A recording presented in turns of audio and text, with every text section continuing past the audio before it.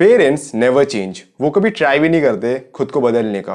और आप सोचते हो ऐसा क्यों हो रहा है? Socrates has explained this 2000 years ago.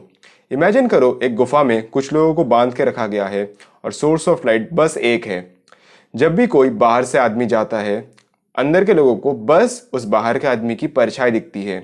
Real में वो बंदा कैसा दिखता है, वो ऑब्जेक्ट कैसा है, वो पंछी कैसा दिखता है, उनको नहीं पता, क्योंकि उन्होंने कभी बाहर की दुनिया देखी नहीं। एक दिन उनमें से ही एक बंदे ने डिसाइड किया कि चलो मुझे बाहर की दुनिया देखनी है, मैं तो जा रहा हूँ देखने। वो गया। वो देख के चौंक गया कि बाहर की दुनिया कितनी सुंदर है। ये पंछी, ये बादल, कितने कलर्स है नेचर में। वो जब आया वापस केव में, उसने ट्राई किया सबको एक्सप्लेन करने का कि तुमको भी मेरे साथ बाहर जाना चाहिए, क्योंकि बाहर की दुनिया काफ़ी अच्छी है इस काल कोठरी से।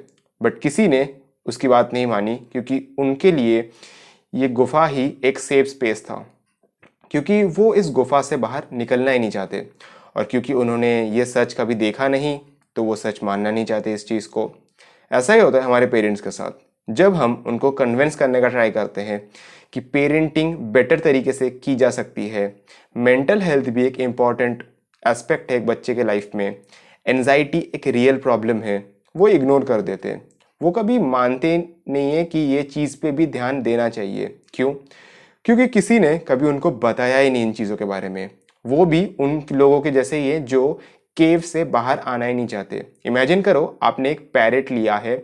बचपन से जब से वो पैदा हुआ है, उसी टाइम से वो पैरेट एक पिंजड़े में बंद है। क्या वो कभी पिंजड़े से बाहर आएगा? वो कभी नहीं आएगा। वैसे ही आपके पेरेंट्स अपने बिलीफ सिस्टम से बाहर आना ही नहीं चाहते, क्योंकि उनके लिए उनका बिलीफ सिस्टम इतना स्ट्रांग है कि उनको कोई फर्क नहीं पड़ता, दुनिया जाए भाड़ में, उनके बच्चे जाए भाड़ में, उनको बस अपने ईगो को सेटिस्फाई करने के लिए अपने बिलीफ सिस्टम को सबसे ऊपर रखना है।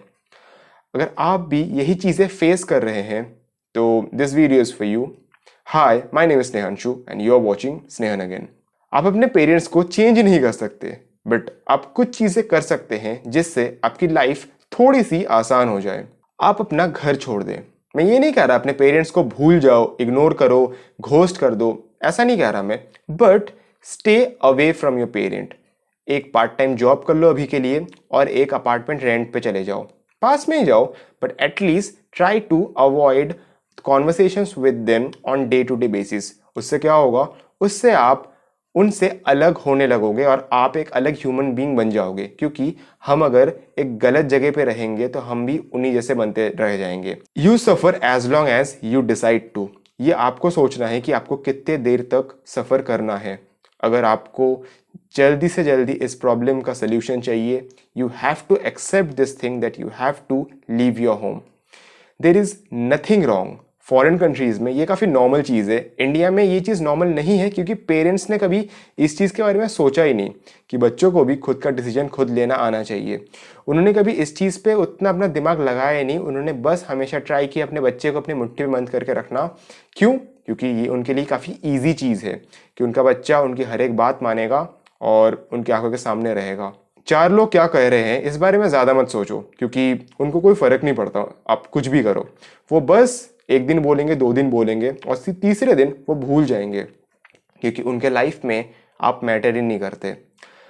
मुझे एक शाहरुख खान का डायलॉग याद आ रहा है कि किसी का बुरा मत चाहो, बट अपने लिए हमेशा सबसे बेस्ट चीज़ चुनो, because it's your life and your responsibility कि आप अपनी लाइफ को 0 से 100 तक लेके जाएं। किसी की रेस्पॉन्सिबिलिटी नहीं है ये।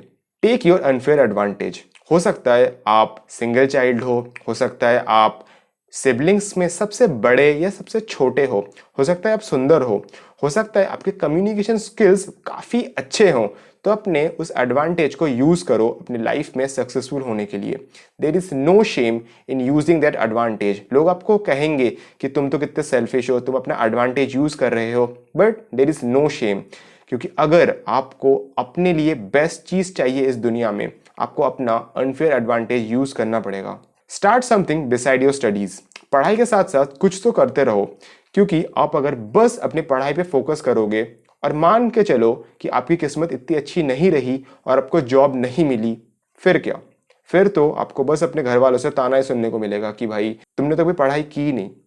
सो it's better to have a plan beside studying, क्योंकि अगर कल को पढ़ाई से कुछ नहीं हुआ तो आप उस चीज को लेके अपना करियर आगे ले जा सकते हो। Last and the most important thing, be kind to yourself. अपना हाथ काटना, अपना सिर दीवार पे ठोक देना, मुक्का मारना, इन चीजों से कुछ नहीं होगा। Remember, a healthy mind need a healthy body.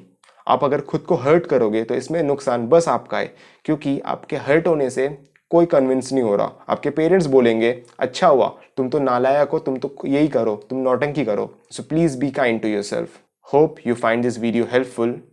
Thanks for watching.